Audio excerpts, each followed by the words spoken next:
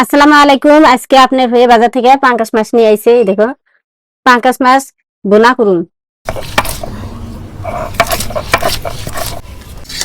তেল গরম হচ্ছে, এখন আমি মাছ ভাজে নেব।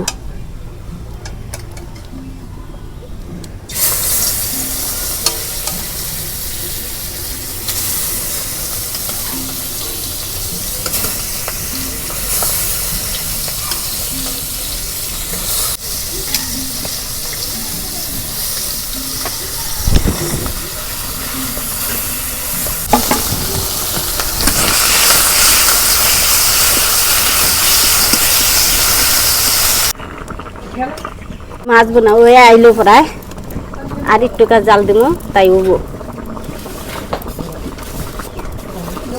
এই দেখো, মাছ বোনা হয়ে গেছে। এখন আমি নামে নেবো। এই দেখো, ঝোলটা একদম আটটা আটটা হয়েছে।